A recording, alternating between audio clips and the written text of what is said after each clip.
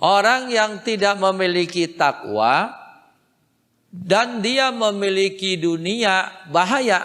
Bahaya bagaimana? Dia bisa menjadi orang yang sombong.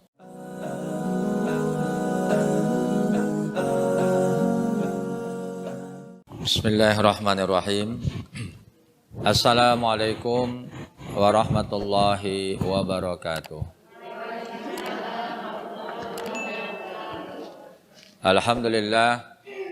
Alhamdulillahi rabbil alamin. Wassalatu wassalamu ala ashrafil anbiya'i wal mursalin.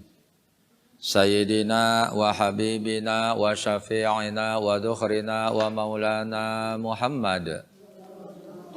Wa ala alihi wa ashabihi ajma'in.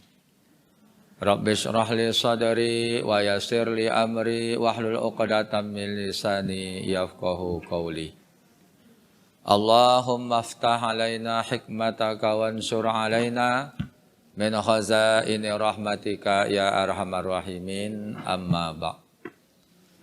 Pertama-tama marilah kita panjatkan puji dan syukur kita kehadirat Allah Subhanahu wa taala yang telah memberikan limpahan rahmat dan karunia yang tidak terhingga kepada kita semua. Mudah-mudahan nama-nama kita tercatat sebagai ahlu syukur di sisi Allah Subhanahu wa taala. Orang-orang yang selalu pandai berterima kasih kepada Allah. Amin ya Allah, amin ya rabbal alamin. Salawat teriring salam kita tujukan kepada junjungan kita baginda Rasulullah Muhammad sallallahu alaihi wasallam. Semoga kelak kita mendapat syafaatnya nanti di hari kemudian. Amin ya Allah, amin ya rabbal alamin. Yang sama kita hormati para pengurus Majelis Taklim Raudhatul Ummahat.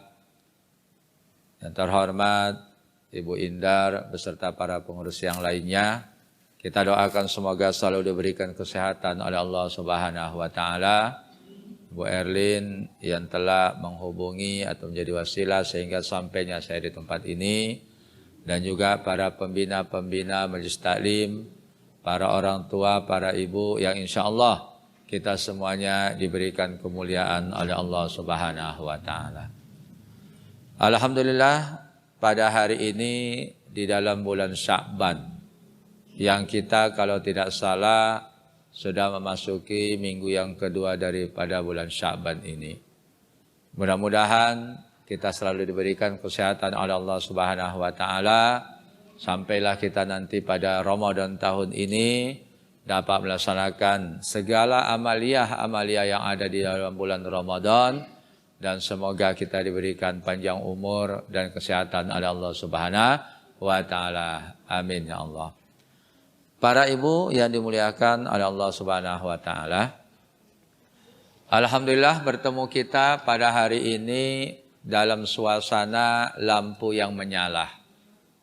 Terang ini ya Bu. Kelihatan mana ibu anu kelihatan ini. Andai kata pertemuan kita pada malam hari dan dalam suasana lampu yang mati, kira-kira jelas enggak Bu orangnya? Jelas. Negasin. Siapa ya Bu? Nah, ya negasin. Kenapa? Karena enggak jelas. Ya. Oleh karena itu di dunia ini kita butuh penerang. Betul Bu? Kita butuh penerang. Kalau pada malam hari kita berjalan, kita butuh penerangnya. Apa itu? Senter. Senter dinyalahkan dulu, baru kaki melangkah. Betul Bu? Atau kaki dulu melangkah, baru senter nyala? Yang benar yang mana? Nah, kalau kaki melangkah, baru senter nyala, kira-kira apa yang terjadi? Ya kesandung batu Bu. Ya, masuk ke dalam lubang, keinjak kotoran dan lain sebagainya. Oleh karena itu dalam kehidupan kita ini butuh yang namanya penerang. Nah, maka kita sendirilah itu. Oleh karenanya pada kesempatan ini kita sampaikan nasihat yang berasal dari sahabat Rasulullah Muhammad sallallahu alaihi wasallam, yaitu Abu Bakar Siddiq, sahabat sekaligus mertua. Betul Bu ya? Sahabat sekaligus mertua. Kenapa? Karena anak Abu Bakar adalah istri Rasulullah Muhammad sallallahu alaihi wasallam. Siapa Bu namanya? Siapa? Siti Aisyah. Ya, Siti Aisyah. Apa kata Abu Bakar radhiyallahu an?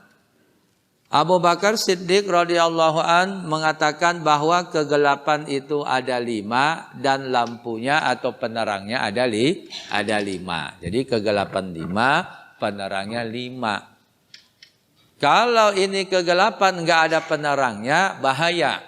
Bahayanya bagaimana? Bisa menjerumuskan kita ke dalam kerusakan dan kehancuran. Oleh karena itu butuh yang namanya penerangnya. Apa itu yang pertama para ibu yang dimuliakan oleh Allah Subhanahu wa taala? Yaitu hubbud dunya zulmatun wassiraju lahat taqwa. Cinta akan dunia adalah suatu kegelapan. Cinta dunia itu adalah kegelapan. Dan penerangnya adalah penerangnya adalah takwa. Orang yang tidak memiliki takwa dan dia memiliki dunia, bahaya. Bahaya bagaimana? Dia bisa menjadi orang yang sombong. Dia bisa menjadi orang yang angkuh. Ada enggak Bu? Orang yang kaya raya, punya jabatan, punya pangkat, punya kekuasaan, sombong. Ada enggak? Siapa itu? Fir'aun. Siapa? Fir'aun. Betul ya? Iya. Fir'aun punya segala-galanya dia. Jabatan punya, kekayaan punya, pasukan punya. Sehingga dia menganggap dirinya sebagai apa? Sebagai Tuhan. Sebagai Tuhan. Sombong gak ini? Sombong. Kenapa dalam dirinya ada kesombongan? Jawabannya karena dia tidak memiliki takwa, malah justru dia menantang Allah Subhanahu wa taala. Sekarang kita dihebohkan dengan sultan-sultan istilahnya Bu dalam bahasa anak gaul. Sultan rich yang kaya raya masih muda-muda. Di Medan Indra Kents tertangkap. Ya. Kemudian di Bandung ada namanya Doni Salaman. Apa yang mereka lakukan, apa yang mereka perbuat, apa yang mereka katakan dengan kekayaan yang begitu cepat mereka dapat. Tapi setelah diselidiki oleh pihak aparat, ada sesuatu yang salah dalam mencari rezeki tersebut. Sehingga si Indra Kenzian dari Medan mengatakan, Tuhan pun bingung memutuskan uangku, rezekiku. Sombong gak? Sombong dia kena merasa dia mengalir terus duitnya. Enggak putus-putusnya. Inilah orang yang sombong itu karena tidak ada ketakwaan di dalam dirinya. Maka dunia membuat dia buta. Dunia membuat dia buta. Cinta dunia membawa dirinya pada kehancuran karena tidak ada penerangnya. Oleh karena itu takwa itu jangan dilepas. Ittaqillaha haitsuma kunta. Bertakwalah engkau di mana saja kamu berada. Ini semuanya takwa nih. Betul nggak? Ini lagi di masjid semua orang kalau di masjid takwa. Benar nggak? Kalau di masjid semuanya orang berzikir. Betul? Kalau di masjid semuanya orang beristighfar. Betul nggak? Kalau di masjid semua orang keluar dari mulutnya kalimat-kalimat yang baik. Betul nggak? Ayo, ada nggak yang ini yang lagi ngomongin orang di masjid? Ada nggak? Lagi di masjid. Kalau sudah melangkahkan keluar, ngomongin nggak? Ya, tuh. Artinya takwa ini menjadi benteng kita, Bu. Menjadi penerang kita. Supaya kita tidak salah dalam melangkah. Ada yang ngingatin. Ya. Kalau begitu apakah kita dilarang untuk mencintai dunia? Tidak. Dunia itu dicari, kata Rasulullah. Ya, i'mal li dunyaka ka'annaka ta'ishu abadan wa'amal li akhiratika ka'annaka tamutu ghadan. Beramallah kamu, bekerjalah kamu untuk duniamu seolah-olah engkau hidup selama-lamanya. Betul? Sehingga dalam keterangan yang lain, ambillah kebutuhanmu dunia sebanyak kamu perlunya. Ibu perlunya berapa untuk dunia? Berapa bu butuhnya? 100 juta, 200 juta, 300 juta. Tapi kalau yang namanya dunia, manusia tidak akan pernah cukup dan puas. Betul nggak? Betul. Dapat 100 pengen 200. Dapat 200 pengen 300. Nah, untuk membuat orang itu merasa cukup, maka takwa tadilah. Oleh karenanya para ibu yang dimuliakan oleh Allah, takwa inilah yang akan menuntun kita supaya kita tidak salah dalam melangkah. Diingatkan oleh takwa, diingatkan akan diri kita. Polan ini salah, ini enggak benar. Oleh karena itu nanti kalau kita baca ciri-ciri orang yang bertakwa cukup banyak. Baik itu di awal surah Al-Baqarah, baik itu di dalam surah Ali Imran 163 sampai 66 atau di dalam surah Az-Zariyat ayat 15 sampai dengan 19. Itu ciri-ciri orang yang bertakwa. Makanya beda bu, orang kaya yang bertakwa dengan orang kaya yang enggak bertakwa, beda enggak? Beda enggak? Di mana letak bedanya? Di mana? Kalau orang kaya yang bertakwa, ya Allah ibu, ya rumahnya cakep, rumahnya bagus, mobilnya mewah. Orang yang bertakwa ngomong apa? Alhamdulillah, ini rezeki dari Allah, amanah dari Allah, titipan dari Allah. Dia merendah, tidak nyombong. Tidak nyombong. Tapi kalau orang kaya yang tidak bertakwa, ketika dipuji, ketika disanjung, wah bu ganti mobil ya sekarang ya makin mewah. Iya dong, emang situ mobilnya gak ganti-ganti. Udah jadul katanya. Udah mobil doyok katanya. Dipuji malah merendahkan orang lah. Makanya kerja yang benar bu. Makanya kerja yang benar, jangan malas-malasan. Ya Allah ya Rabbi. Sangat beda tingkah laku orang kaya yang bertakwa. Dikasih harta oleh Allah, dia menjadikan harta itu adalah jembatan untuk ke akhirat. Ad-dunya mazra'atul akhirah. Dunia ini bu tempat kita menanam. Kita nanam kebaikan di dunia. Kita punya harta, kita tanam kebaikan dengan harta kita. Makanya seruan dari masjid, DKM Masjid, seruan dari pimpinan Majelis Taklim, ayo ibu, ini ada santunan anak yatim. Siapa yang mau berpartisipasi? Mereka yang mengerti bahwa dunia itu adalah jembatan akhirat, maka apa katanya? Nih dari saya. Sehingga dia mesan sama pengurus, sama Bu Indar, sama Bu Erdian, sama pengurus yang lainnya. Bu, ntar kalau ada kegiatan-kegiatan sosial, ngomong ya sama saya. Takut saya sibuk kerja, takut saya kelupaan. Ngomong ya. Bagus nggak orang gini? Bagus nggak? Tapi ada nggak yang kebalikan? Ya, apaan lagi sih? Edaran apa sih lagi? Banyak amat kegiatan, kagak habis-habisnya. Ada nggak begitu? Mana orangnya? Oh, nggak di sini ya. Tuh. Nah, orang-orang yang menyadari ini kesempatan loh saya berbuat kebaikan. Kapan lagi? Kena betapa banyak orang-orang yang ketika mereka diberikan kekayaan oleh Allah tapi nggak ada takwa, kekayaan itu menguap begitu saja, harta menguap begitu saja. Tidak dimanfaatkan untuk kebaikan, membantu orang yang susah. Tidak dimanfaatkan untuk menyekolahkan anak yatim di sebelah rumahnya. Tidak dimanfaatkan untuk membantu pembangunan masjid. Habis begitu saja harta bendanya. Ketika jatuh miskin, dia hanya bisa berandai-andai. Betul nggak? Seandainya saya punya uang 1 juta, saya akan infak. Seandainya saya diberikan rezeki, saya akan berangkat haji, umroh. Seandainya. Lah dulu waktu kaya kemana bu? Waktu kaya kemana dia?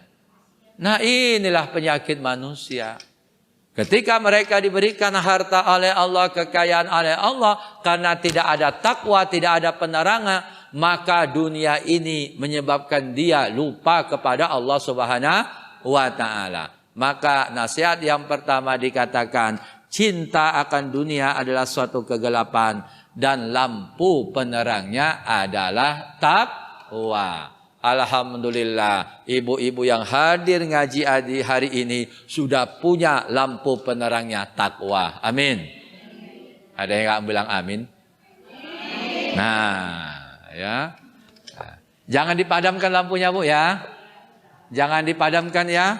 Teruslah lampu ini bersinar-bersinar sampai kepada akhir hayat kita. Agar apa, Bu? Agar ketika nanti di akhir-akhir hayat kita masih mementingkan, memikirkan yang namanya akhirat, tidak memikirkan dunia. Ada enggak orang mau mati masih ingat emasnya di mana? Ada enggak? Bu, ucapkan, Bu. La ilaha illallah. Cincin gua di mana? Cincin gua di mana? Ibu, la ilaha illallah. Kalung gua. Ada enggak begitu? Hah? Ya Allah ya Karim, mau meninggal masih ingat cincinnya di mana? Udah meninggal mau sekarang masih ingat kalungnya di mana? Kenapa? Rupanya dia takut itu kalungnya, cincinnya, gelangnya itu jatuh kepada bini muda suaminya kalau dia meninggal. Nah, oleh karena itu sebelum meninggal lebih baik cincin dan kalung itu diinfakkan. Setuju nggak? Setuju aja dan. Bu, ini direkam nih, Bu. Ya, ini direkam, Bu. Nanti dilihat sama BKM. Nanti saya diomelin sama DKM. Ini Pak Ustadz ngajarin gak benar nih sama ibu-ibu katanya. Tapi paling tidak pesannya Ibu, jangan sampai kita ini meninggal masih mengikirkan dunia. Nah, maksudnya begitu. Sebelum akhir hayat kita banyak-banyaklah berbuat kebaikan. Betapa banyak orang yang mereka ini dibutahkan oleh jabatan, kekuasaan, pangkat. Kan dunia enggak tuh? Dunia ya? Dunia, harta bendanya, sehingga dia tidak mempersiapkan diri menuju akhir kehidupannya. Nah, ini yang pertama, Bu. Ya, cinta akan dunia adalah suatu kegelapan dan lampu penerangnya adalah takwa. Nah, nanti silakan saja dibuka di surah yang saya sebutkan tadi. Apa ciri-ciri kriteria orang-orang yang bertakwa? Kemudian yang kedua para ibu yang dimuliakan oleh Allah, wazambu zulmatun wassiraju lahut taubatu. Dosa adalah suatu kegelapan dan lampu penerangnya adalah taubat. Dosa itu kegelapan, Bu, yang menutupi hati kita. Semakin banyak dosa yang dilakukan, itu bisa menutupi hati kita. Orang yang tertutup hatinya dengan dosa, maka orang tersebut akan sulit menerima kebenaran-kebenaran yang datangnya dari Allah Subhanahu wa Ta'ala. Bikin dosa dibiarin. Maka di sini diumpamakanlah, ya. Sebagaimana hadis yang dijelaskan di sini, rawahu Ibnul Lal. Tidaklah seorang hamba menyedekahkan sesuatu. Nah, ya. Mohon maaf, Ibu sekalian, ya sebaliknya ya. Apabila seorang hamba melakukan dosa satu kali, maka hatinya diberi titik noda hitam. Apabila dia mencabutnya dan mohon ampun serta bertobat, maka bersihlah hatinya. Apabila ia kembali lagi berbuat dosa, maka bertambah hitam titik noda itu hingga memenuhi hatinya, sedang dia yaitu dosa itu menutupinya. Jadi ini adalah hadis yang dikemukakan oleh Al-Hasan Al-Basri. Rawahul Imam Ahmad wa Tirmizi wa Ibnu Majah wa Nasai wa Ibnu Hibban wal Hakim. Satu bikin dosa. Ini kalau kita ini, Bu, punya cermin di rumah, kaca ya. Ada kotoran kita nggak bersihkan. Ada kotoran kita nggak bersihkan. Sampai banyak itu kotoran-kotoran di cermin. Sebelum ada kotoran, kita cermin, kita lihat, kita ngaca, kita dandan. Jelas nggak pantulan wajah kita? Sebelum ada kotoran, jelas nggak? Jelas. Tapi ketika itu ada kotoran, sudah makin lama semakin banyak, kita ngelihat, kita ngaca, itu jelas nggak wajah kita? Kenapa nggak jelas, Bu? Ketutup sama kotor. Nah, itulah perumpamaan hati ini, Bu. Hati kita diumpamakan cermin. Kalau hati ini bersih, maka kita bisa bercermin. Orang kasih nasihat kita dengarkan. Oh iya benar. Oh iya benar. Kita bercermin terhadap kesalahan kita. Oh ya saya salah, saya nggak benar. Mau dia menerima kritikan, menerima nasihat dari orang lain. Karena hatinya bening, hatinya bersih. Tapi coba Bu, seperti cermin tadi. Banyak kotoran-kotoran yang menempel. Waktu kita ngaca, ibu benarin kudungan aja. Kan begitu. Ya, ibu bingung. Kok masih ada flek hitam? Ibu giniin. Ambil tisu, enggak hilang juga. Ambil tisu lagi, enggak hilang juga. Ambil air, enggak hilang juga. Itu yang kotor bukan wajah ibu. Tapi apanya? Nah cerminnya. Hati orang yang tidak beristighfar dan bertaubat kepada Allah seperti cermin yang kotor tadi. Oleh karena itu, manakala kita melakukan perbuatan dosa, hapus itu dosa dengan beristighfar dan bertaubat kepada Allah Subhanahu wa taala. Makanya Bu, habis sholat Rasulullah menuntun kita istighfar. Berapa kali Bu? 3 kali. Subuh berapa kali? 3. Zuhur 3. Asar 3. Maghrib 3. Isya 3. 3 kali 5? 15. Dari subuh sampai ketemu Isya istighfarnya 15. Dari subuh sampai Isya dosanya berapa? Ayo, kira-kira istighfar sama dosa banyakan yang mana? Banyakan yang mana? Banyakan? Kalau banyakan dosa, kenapa istighfarnya cuma 15? Kalau istighfarnya 15, berarti dosanya 15 atau 10. Kan begitu ya, ada sisanya lebihnya. Lah ini istighfarnya 15, dosanya 100. Tuh, masih nombok nggak namanya? Masih nombok Bu? Masih nombok. Oleh karenanya istighfarnya diperbanyak. Nah ini dosa itu kegelapan Bu. Orang kalau udah tertutup hatinya susah banget. Ibu ngasih nasihat, ibu ngajak kebaikan, ada jawabannya. Udah nggak usah ngurus masing-masing, nggak usah ngurus orang, urus diri masing-masing aja. Orang surga juga sama neraka masing-masing. Wah katanya. Ya Allah ya Karim. Padahal Al-Quran memerintahkan. Watawasau bil haq. Watawasau bis sabr. Saling nasihati kita dalam kebenaran. Dan saling menasihati dalam kesabaran. Kalau orang punya prinsipnya begitu. Urus masing-masing gak urus orang lain. Itu ayat kenapa diturunkan oleh Allah. Tiada lain adalah agar kita saling menasihati, mengingatkan. Supaya saudara kita tidak salah dalam melangkah. Supaya kita ketika melakukan perbuatan itu, perbuatan yang kita kerjakan itu adalah perbuatan yang sesuai dengan jalan yang ditunjuk oleh Rasulullah Muhammad sallallahu alaihi wasallam. Untuk ibu, ya untuk itu para ibu perbanyaklah istighfar. Jangan biarkan hati kita ini penuh dengan noda yang mengotorinya. Ya, kalau orang sudah sering istighfar, apa Bu mana istighfar? Astaghfirullahalazim. Aku minta ampun kepada Allah.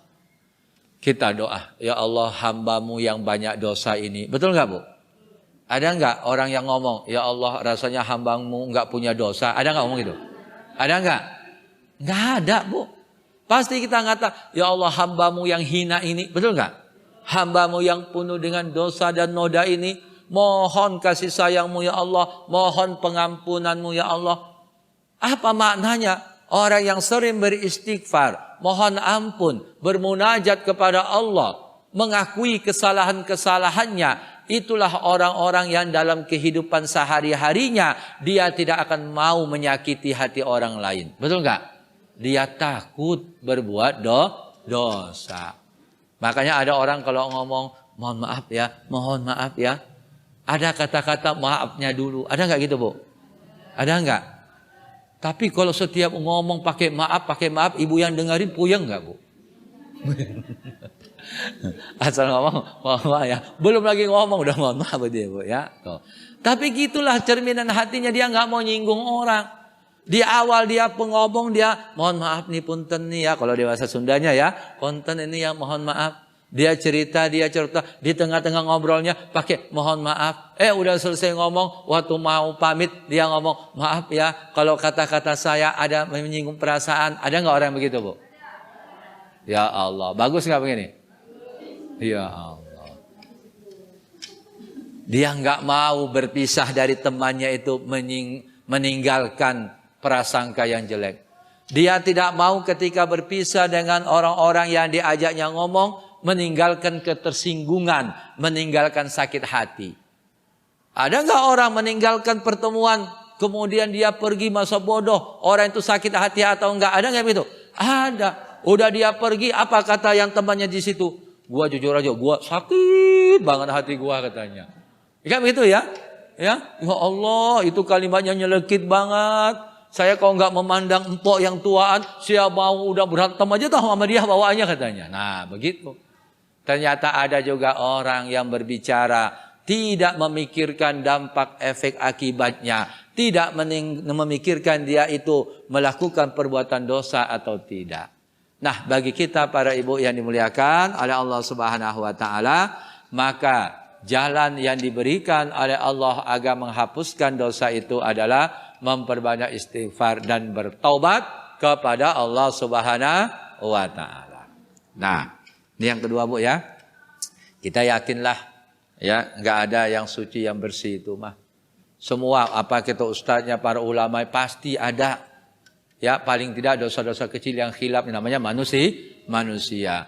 Maka istighfar, taubat jangan pernah kita tinggalkan. Nah, ini yang kedua, Bu ya, yang kedua. Kemudian yang ketiga, para ibu yang dimuliakan oleh Allah Subhanahu wa taala. Nah, ya. Wal qabru zulmatun wassiraju lahu la ilaha illallah Muhammadur Rasulullah. Kubur adalah kegelapan. Dan lampu penerangnya adalah bacaan kalimat la ilaha illallah Muhammadur Rasulullah. Ibu sering, Bu, mengantarkan jenazah ke kuburan? Sering atau pernah? Pernah ya? Nah, ukuran berapa, Bu, kuburan?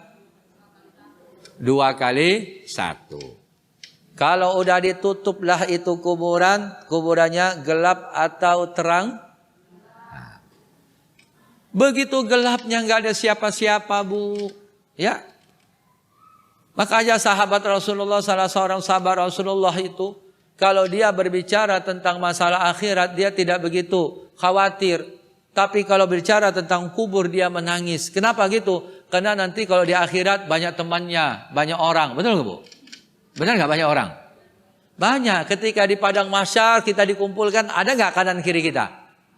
Ada banyak. Tapi kalau dalam kubur, ada apa enggak? Kalau di dunia kita lapar, kita bisa mengetuk pintu tetangga kita. Minjam beras, minta makanan. Betul nggak? Kalau ada orang peminta-minta, orang gelandangan, dia masih dikasih makan oleh orang-orang yang lalu lalang. Betul kan? Tapi bagaimana dengan kalau di dalam kuburan? Siapa yang nolong, Bu? Siapa yang bantu kita? Ada enggak? Enggak ada. Begitu luar biasanya alam kubur itu, gelap gulita. Ketika diantarkanlah jenazah, 7 langkah ditinggalkanlah yang mengiringinya tadi. Maka disitulah malaikat Munkar dan Nakir datang. Ada 3 yang mengiringi mayat itu. 2 pulang, 1 tinggal. 3 yang mengiringinya itu yang mengantarkan jenazah. Yang pertama adalah keluarganya. Anaknya, istrinya, ya, suaminya kalau istrinya meninggal. Belum ada yang kita katakan sehari-hari, sehidup semati, belum ada yang benar-benar mau bareng-bareng di kuburan. Betul, Bu? Ada, Bu? Istrinya meninggal, suaminya ngomong, "Mama, saya ditinggalkan ya Allah, padahal saya sudah sehidup semati kita." Pas hari hanya dikuburkan istrinya, suaminya ada mau ikut, Bu? Ada enggak? Enggak ada yang mau ikut. Ya.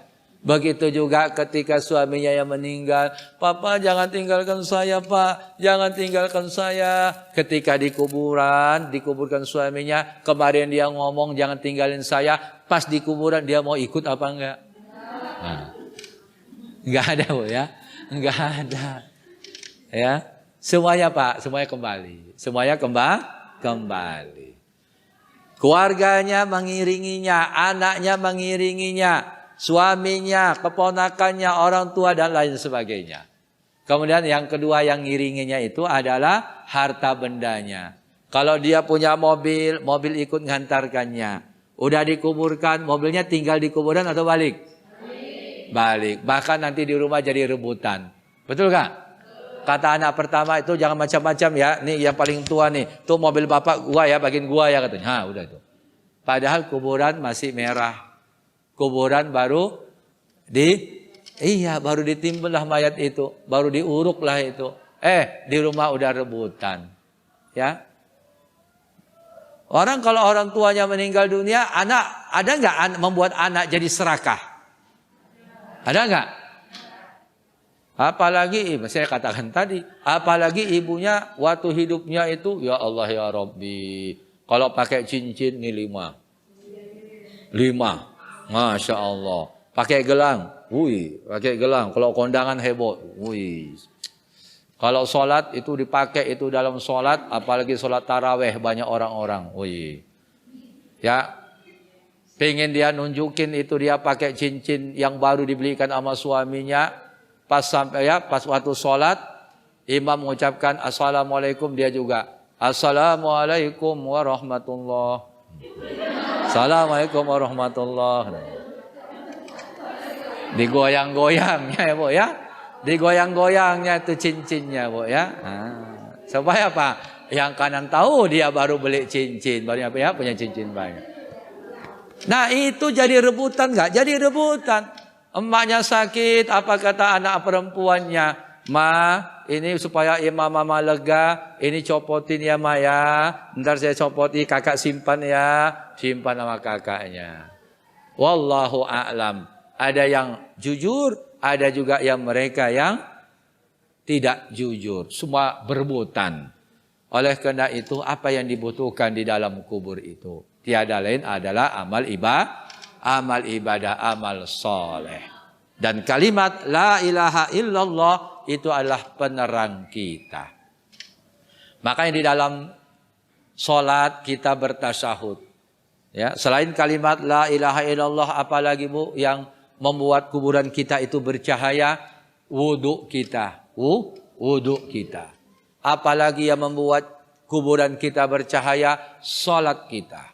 Apalagi yang membuat kuburan kita itu bercahaya? Yaitu adalah baca Al-Quran kita. Itu semuanya membuat kuburan kita bercahaya. Tapi sudah kelihatan ini. Wajah ibu bercahaya. Karena pakai pelembabnya, ya, screen case-nya itu 3 kali. Pagi, siang, malam. Bercahaya. Ya. Apalagi ada suaminya menjumpai wajah istrinya bercahaya. Kaget dia, ya Allah. Istriku wajahnya bercahaya. Ini akibat tahajud ini. Luar biasa. Dibuka sama suaminya. Ternyata istrinya lagi main HP. Cahaya, Bu, ya. Nih. Jadi kalimat la ilaha illallah ini tidak boleh, Bu, kita padamkan, kita rutinkan. Afdalu zikri fa'lam annahu la ilaha illallah. Memang ada hadisnya bahwa kita itu selesai sholat itu disuruh mengucapkan kalimat la ilaha illallah. Perbanyaklah kalimat la ilaha illallah. Sehingga orang-orang yang di akhir hayatnya mengucapkan la ilaha illallah dakhalal jannah, akan dimasukkan ke dalam surga. Mereka yang mengakui beriman kepada Allah semuanya masuk surga selama ada kalimat la ilaha illallah. Nah, nanti baru pertanyaannya, masuk surganya duluan atau belakangan? Nah, itu pertanyaannya. Ibu mau masuk surganya duluan atau belakangan? Atau mau mampir dulu? Ada yang mau mampir, Bu? Makanya kalau mau ngaji ke masjid jangan suka Tuh. Ya, suka nyamparin nggak apa-apa ya. Nah, takutnya mampir kemana-mana lagi ya. Nah, nih. Sebagaimana dijelaskan oleh Rasulullah Muhammad sallallahu alaihi wasallam. Man qala la ilaha illallah mukhlishan dakhala al-jannah. Qalu ya Rasulullah, fama ikhlasuha? Qala an tahjuzakum an kulli ma haramallahu alaikum. Barang siapa yang membaca kalimat la ilaha illallah dengan niat ikhlas, tentu ia masuk surga. Lalu para sahabat bertanya, wahai Rasulullah, apa keikhlasan bacaan tersebut? Nabi bersabda, bacaannya adalah la ilaha illallah, mencegahmu dari sesuatu yang telah diharamkan Allah. Kan mana la ilaha illallah itu luar biasa, Bu. La ilaha illallah, tiada Tuhan selain Allah. Kita mengerjakan sesuatu nawaitunya lillahi ta'ala. Kita puasa lillahi ta'ala. Kita solat lillahi ta'ala. Kita zakat infak lillahi ta'ala. Khalisan. Kita ini ikhlas dalam mengucapkannya. Kita ini ikhlas dalam berbuat. Jadi semuanya ini kita adalah orang-orang yang berpotensi masuk dalam surganya Allah. Amin.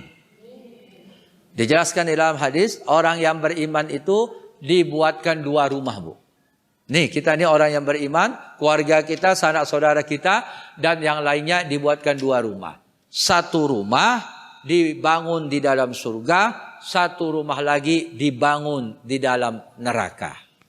Jadi ada 2 rumah kita nih. Yang pertama rumah kita di surga, yang kedua rumah kita di neraka. Ibu mau nempati yang mana nih? Baru 5 orang yang ngomong di surga. Ibu mau nempati rumah di surga atau di neraka? Benar. Kalau ibu milih bangunan di rumahnya di surga, terus rumah yang di neraka mau diapain? Yang ngomong tadi kontrakin, itu berarti juragan kontrakan di sini. Ya, Masya Allah, luar biasa. Ya. Terbiasa dia bisnis di dunia, sampai di akhirat juga dia berpikir bisnis dia. Ibu ngontrakinya sama siapa? Sama Abu Jahal. Ya, sama Abu Lahab. Ya, nih. Kalau ibu sudah memilih rumah yang di surga, saya mau tanya, ibu udah punya jalan nggak ke sana? Udah dibangun nggak jalan menuju rumah di surga? Sudah dibangun. Inilah lagi dibangun, betul kan? Ini ibu menuntut ilmu setiap hari Kamis, kemudian hari-hari yang lainnya, itu adalah dalam rangka untuk membangun jalan menuju rumah yang di surga tadi. Makanya jalan ini jangan putus. Ada nggak orang yang udah membangun jalan tiba-tiba berhenti dari jalan buntu? Ada nggak? Nggak dilanjutinya lagi jalan itu, ada nggak? Itulah orang-orang yang sudah punya niat ngaji, di tengah jalan berhenti, dia nggak mau. Nggak mau ngaji, nggak mau berbuat kebaikan, ditinggalkannya perintah Allah. Itu orang-orang yang tidak meneruskan jalannya menuju rumahnya di surga tadi. Nah, mudah-mudahan nih jalan yang dibangun ini terus sampai akhir hayat, Bu, ya. Amin. Jangan jadi jalan buntu. Ntar ibu bingung, lah ini jalan kagak ada lagi nih apa katanya. Ketemu sama teman di sana. Lah, lu kan pertengahan tahun 2000 kagak ngaji-ngaji katanya. Tuh. Ya kan gitu ya. Oh, kata jawabnya corona kata rupanya, Bu. Ya, tapi alhamdulillah, Bu. Pertanggal 4 Maret kalau nggak salah pemerintah sudah mengeluarkan surat edaran status COVID-19 sudah dicabut. Dan tidak ada pandemi, yang ada endemi. Endemi itu adalah sudah biasa, sudah penyakit udah biasalah pada umumnya. Cuman kita masih menjaga namanya prokes. Gitu, Bu, ya. Udah nggak khawatirkan seperti yang lalu. Kalaupun ada yang batuk pilek dan lainnya, ya dikasih obat, insya Allah bisa sembuh. Jadi status pandemi sudah dicabut dan udah endemik namanya. Sudah terbiasa seperti ini. Amin ya, mudah-mudahan normal bu kita. 2 tahun pakai gini, mop juga nih. Ya, nih. Nah, oleh karenanya kalimat la ilaha illallah ini harus kita rutinkan. Apalagi di akhir hayat kita ketika kita ditalkinkan. Lidah kita begitu gampang dan mudah mengucapkan kalimat la ilaha illallah. Insya Allah surgalah bagian kita. Amin. Kalau begitu gampang dong. Siapa bilang gampang? Ya bu. Enggak bisa orang mau meninggal dunia latihan dia. Ya, sebulan lagi dia udah sakit-sakitan latihan. La ilaha illallah, la ilaha illallah. Ditanya, Pak tumben nih sekarang nyebut la ilaha illallah. Ya latihan, kalau mati saya gampang katanya. Tidak bisa ibu. Ya, semuanya itu adalah pembiasaan kita, rutinitas kita. Kecuali orang-orang yang diberikan rahmat oleh Allah Subhanahu wa ta'ala. Hari ini dia bersyahadat. Hari ini dia bertaubat. Hari ini dia kembali ke jalan Allah. Kemudian besok dia meninggal dunia. Mudah-mudahan dia diberikan kemudahan oleh Allah untuk menyebutkan kalimat la ilaha illallah. Kan ada juga orang diajarin la ilaha illallah. La ilaha illallah. Ayo Pak. Ada nggak begitu? Ada. Makanya bagi kita para ibu sekalian, kalimat la ilaha illallah, tiada Tuhan selain Allah, ini adalah kalimat tauhid yang harus kita bawa sampai kepada akhir hayat kita. Ya Allah ya Rabbi. Indah enggak bu kematian yang disertai dengan kalimat la ilaha illallah? Indah enggak? Indah. Mau bu? Maka rutinkanlah kalimat ini dan kita juga mengerjakan apa yang menjadi perintah Allah dan Rasulnya, menjauhi apa yang dilarang oleh Allah dan Rasulnya. Nah itu yang ketiga. Kemudian yang keempat, ringkas saja bu ya, karena tadi datangnya agak-agak telat, ya macet banget bu. Ya, maka kita ringkas saja. Yang keempat adalah wal akhiratu zulmatun wasirajulaha. Akhirat adalah kegelapan dan lampu penerangnya adalah amal saleh. Akhirat itu kegelapan bu. Ya. Yauma la yanfa'u malun wala banun illa man atallaha biqalbin salim. Pada hari yang tidak bermanfaat harta dan anak. Di dunia kita cinta harta bu? Ya. Di dunia kita cinta sama anak kita? Ya. Di dunia kita cinta sama keluarga kita? Ya. Tapi pada hari kiamat itu semuanya la yanfa', tidak bermanfaat. Lantas kapan harta kita itu bermanfaat? Kapan anak-anak kita bisa mendatangkan manfaat bagi kita yang kita kenal dengan anak soleh, anak yang soleha, ketika belum terjadinya hari kiamat. Sebelum terjadinya hari kiamat itu harta bermanfaat. Sebelum terjadinya hari kiamat kita masih di dalam kubur, anak-anak kita bermanfaat. Kalau mereka mengangkat kedua tangannya sembari berkata, Rabbi ghafirli wali walidayya warhamhuma kama rabbayani saghira. Bermanfaat gak doanya bu? Bermanfaat. Ada uang anak kita 100.000 rupiah dikasihnya ya kepada pengurus masjid. Dia niat Pak ini infak, saya niatkan untuk orang tua saya, bermanfaat? Bermanfaat. Anaknya berlaku sopan, berlaku santun sama orang-orang yang lebih tua darinya. Itu orang tuanya dalam kubur, dapat nggak pahalanya? Dapat. Anak yang soleh, akhlaknya bagus, tanpa dia berdoa pun orang tuanya telah mendapatkan pahala karena memiliki anak yang soleh dan soleha. Apalagi ditambah doa-doa oleh anaknya. Semuanya itu bermanfaat sebelum tibanya hari kiamat. Kalau sudah tibanya hari kiamat, apa yang bisa menolong kita? Amal soleh. Amal apa bu? Makanya hari ini kita melakukan amal soleh.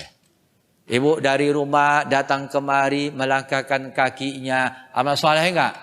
Amal soleh. Orang tua yang menuntut ilmu karena Allah, ketika dia berangkat dari rumah kemari, berapa pohon yang ibu lewati, itu pohon-pohon mendoakan ibu. Allahumma gfir laha, Allahumma gfir laha. Ya Allah ampuni dosanya, ya Allah ampuni dosanya. Banyak enggak pohon yang ibu lewatin tadi? Banyak enggak? Kalau ada rumahnya yang pohonnya sedikit, besok kalau ngaji ibu mutar-mutar di taman dulu lah.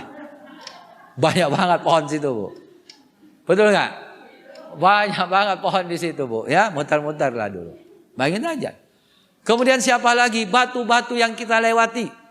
Ada berapa batu yang ibu lewati tadi waktu ngaji kemari? Setiap batu mohon ampun kepada Allah. Agar dosa-dosa kita, dosa-dosa ibu, dosa kita semuanya diampunkan oleh Allah Subhanahu wa ta'ala. Batu minta ampun, Bu. Batu minta ampun. Kemudian apa lagi? Tanah-tanah, lumpur-lumpur yang kita lewati tadi, itu semuanya minta ampun kepada Allah Subhanahu wa ta'ala. Masya Allah. Ya, pohon yang kita lewati, mohon ampun. Karena kita beramal soleh, nuntut ilmu. Kemudian pohon-pohon, kemudian batu-batu. Kalau ibu kepingin banyak batu-batu mendoakan ibu, besok lewat kepada rumah yang lagi dibangun. Banyak banget batunya, Bu. Nah, lewatlah itu. Ya. Nih. Amal soleh perbanyak. Karena itulah yang bisa menolong kita. Orang tuanya soleh, anaknya tidak, maka nafsi-nafsi. Tempatnya sudah beda. Suaminya taat, istrinya tidak, beda-beda. Beda-beda. Begitu juga sebaliknya, istrinya yang taat, suaminya enggak, beda tempatnya. Maka selama hidup di dunia, ayo kita punya pasangan, ibu punya pasangan, ajak supaya satu visi dan misi. Katakan, Bapak mau enggak bareng-bareng sama saya di surga? Kan gitu ya. Pernah ibu tanya? Pernah ibu tanya? Saya mau ulangin lagi. Ibu pernah nanya sama suami, Pak, Mas, mau nggak bareng-bareng sama mama masuk surga? Pernah ditanya? Pernah ibu tanya begitu? Ada yang nanya, ada yang enggak. Yang nanya, alhamdulillah. Kalau yang enggak nanya, perlu dipertanyakan juga. Jangan-jangan dia ngomong dalam hatinya, ya Allah, cukuplah di dunia saya bareng sama laki saya. Jangan sampai di akhirat bareng lagi, ya Allah. Ada yang begitu? Enggak ada, Bu, ya? Mudah-mudahan enggak ada, Bu, ya. Mudah-mudahan enggak ada, ya. Ya Allah, ya Karim, ya. Nah, para ibu yang dimuliakan oleh Allah, yang terakhir. Bu, apa, Bu?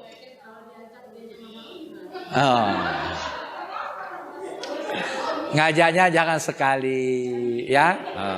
Ngajaknya berkali-kali, ya. Insya Allah. Masa nikmatnya mau di dunia aja, di akhirat nggak mau? Kalau di dunia bareng-bareng merasakan kenikmatan, maka di akhirat juga, yuk sama-sama merasakan kenikmatan. Di dunia kita merasakan kenikmatan berkeluarga, ada anak, ada rumah, ada tempat tinggal dan lain sebagainya. Maka itu juga kepingin nanti di akhirat juga bersama-sama merasakannya, ya. Baik Ibu, yang terakhir. Penutupnya kita nih, ya. Wasiratu zulmatun wasiraju lahul yakinu. Sirat al-mustaqim adalah suatu kegelapan dan lampu penerangnya adalah keyakinan. Ya. Lampu penerangnya adalah keyakinan. Keyakinan dalam hal apa? Keyakinan akan janji-janji Allah Subhanahu wa ta'ala. Menyatakan apa yang telah dibenarkan oleh hati atas hal yang gaib dengan menghilangkan segala keraguan. Yakin gak, Bu, surga itu ada? Yakin. Yakin gak, Bu, yang namanya yaumul hisab itu ada? Yakin. Yakin gak, Bu, yang namanya yaumul mizan itu ada? Yakin. Yakin gak Bu, di dalam neraka itu penuh dengan siksaan yang sangat luar biasa pedihnya? Yakin. Keyakinan kita inilah insya Allah yang akan mengantarkan kita menjadi orang-orang yang selalu teguh dalam melaksanakan perintah Allah Subhanahu wa Ta'ala. Karena kita ingin menjemput janji Allah, yaitu surga. Dan kita menghindarkan diri kita dari ancaman Allah, yaitu neraka. Nah, keyakinan inilah nanti Bu, sirat insya Allah akan dapat kita lalui dengan penuh kemudahan, dengan penuh kelancaran. Ada orang yang menyebarin sirat seperti kilat yang begitu cepat. Ada seperti orang yang berkendaraan kuda. Ada seperti orang yang berlari begitu cepatnya. Ada yang mereka berjalan. Ada yang mereka merangkak. Ada yang mereka itu tertatih-tatih. Semuanya itu tergantung amal ibadahnya. Kira-kira ibu kita yang hadir ini kepinginnya menyeberangi sirat yang model yang bagaimana tadi? Hah? Kilat, cepat gitu ya. Cepat langsung nyampe di sana. Dan sudah disambut oleh para malaikat-malaikat Allah Subhanahu wa Ta'ala. Salamun qawlam mir rabbir rahim. Surah Yasin Bu ya. Salamun qawlam mir rabbir rahim. Selamat. Maka nanti ucapan yang sering diucapkan oleh penduduk surga adalah salam. Maka di dunia ini kita biasakan salam, karena itulah kalimat yang sering nanti akan diucapkan oleh penduduk surga. Di dunia kita sering mengucapkan salam. Mudah-mudahan salam ini mampu mengantarkan kita masuk dalam surganya Allah Subhanahu wa Ta'ala. Alladzina da'wahum fiha subhanakallahumma wa tahiyyatuhum fiha salam wa akhiru da'wahum anil hamdulillahi rabbil alamin. Itu penutup doa Bu ya. Penutup doa. Nah baik para ibu yang dimuliakan oleh Allah. Inilah kajian kita pada hari ini. Yaitu halaman 144. Makalah yang keempat. Dari Abu Bakar Siddiq yang menjelaskan tentang 5 kegelapan. Penerangnya ada 5. Mudah-mudahan kita memiliki 5 penerangnya tadi. Amin ya Allah, amin ya Rabbal alamin.